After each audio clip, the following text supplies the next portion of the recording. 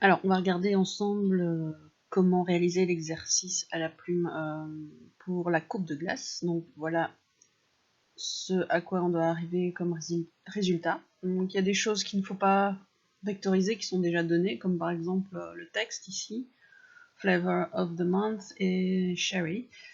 Ce qu'il y aura à faire, c'est la cuillère, couper un morceau de la cuillère pour que ça puisse être placé en avant-plan ici.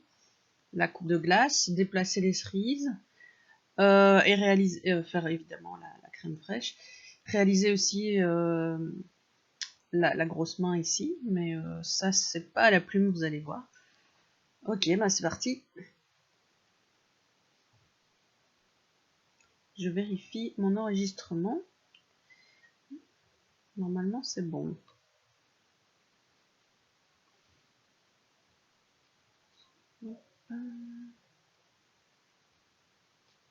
Oui, je pense que ça enregistre. Ouais, c'est bon. Ok, c'est parti. Alors, donc, on va commencer par la crème fraîche, ou la glace. La glace à l'italienne, un peu coulante comme ça. Donc, je prends l'outil plume, ici, raccourci clavier P, et je commence à tracer à partir du point A. Donc, j'effectue à partir de là un cliquer-glisser, comme ceci.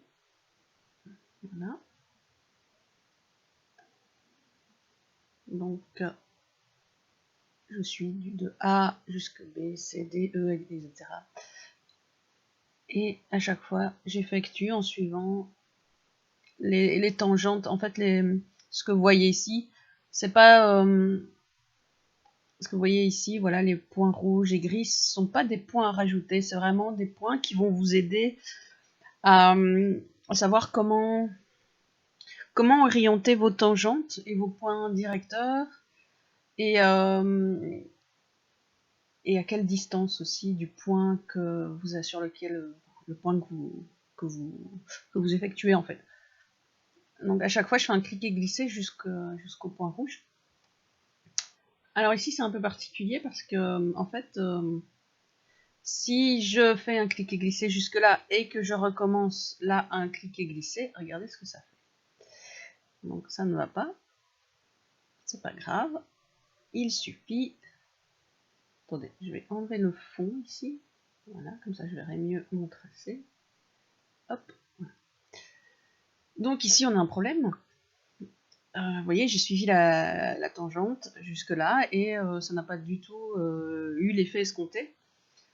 Alors, vous voyez qu'ici, il y a une autre tangente, mais en orange. Ça veut dire que en fait, vous avez tracé jusque-là, ok, mais après, il va falloir la ramener jusqu'ici avec un outil. Ici, en fait, clic droit sur la plume. Moi, je vais laisser afficher les outils de la plume. Donc pour ça, je fais un clic droit et j'appuie sur la toute petite flèche ici. Ça va permettre d'afficher la mini palette d'outils, la sous-palette. Et là, il y a un outil qui s'appelle outil point d'ancrage. Moi, je l'appelle aussi convecteur de points. Voilà, c'est pareil. Et vous prenez cet outil, vous cliquez sur ici, sur votre point directeur et vous l'amenez ici sur le point orange en fait. Voilà. Vous reprenez la plume. Alors ici, le souci, c'est que si je reclique pas sur mon point là, il va pas fermer mon tracé.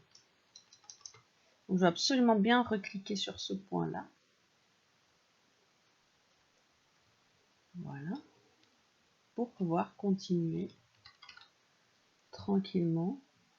Voilà. Ici, vous voyez que comme j'ai quitté mon tracé, j'ai un petit souci. Voilà, celui-là. C'est pas grave. Pour éviter de changer d'outil, de devoir recliquer, enfin voilà, c'est un peu problématique. Ce que je fais, c'est que j'utilise le raccourci clavier Alt. Ça va me donner l'outil qui va me permettre de corriger la courbe, comme ceci. Et je vais pouvoir continuer tranquillement. Ici, je sais que la courbe s'oriente par là. Donc, je vous donne déjà une certaine orientation. Si c'est pas tout à fait correct, c'est pas grave. À la limite, vous pouvez même continuer à tracer comme ceci. Et on viendra corriger juste après. Ça aussi, c'est une autre méthode. Vous faites vos points et puis on corrige ce qui ne va pas. Alors ici, j'appuie sur Alt pour modifier l'orientation. Alt jusque là. Mais vous allez voir après, vous allez, à force, vous allez sentir dans quelle direction il faut orienter la tangente, etc. Voilà.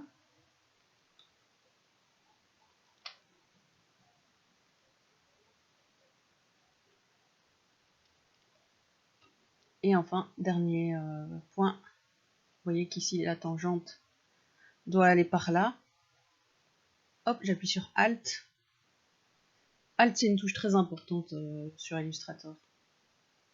Ça permet de donner des fonctions alternatives à un outil. Voilà, et ici, hop, ce que je fais direct, vous voyez un petit O qui est apparu et vous faites un cliquer-glisser comme ceci. Voilà. Ensuite, on peut rester sur l'outil plume, mais on va corriger les courbes. Voilà. Surtout celle-ci. Ce que je vais faire, c'est que je vais juste avec cet outil-là, l'outil point d'ancrage, je vais faire un clic. Vous allez voir, le clic, ça permet d'annuler la courbe. Et du coup, je vais là, toujours avec cet outil, je vais faire un cliquer-glisser sur le point. Voilà, je vais pas faire un nœud comme ça dans le mauvais sens, mais dans le bon sens. Et je vais refaire cette courbe et bouger les différentes tangentes aux alentours. Voilà, toujours avec le même outil pour que ça suive au mieux la courbe.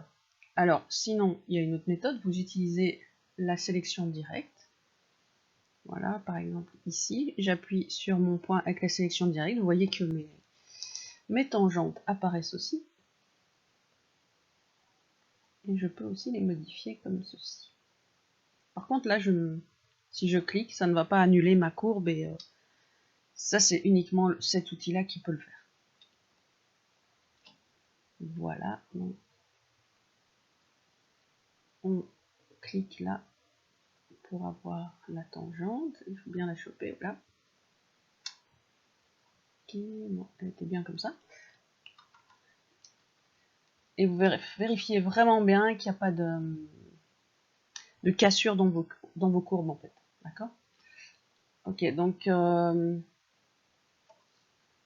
reprend. Donc cliquer, glisser permet finalement de définir la longueur de la courbe qui arrive, comme ceci, la longueur, et l'orientation, comme ceci. D'accord?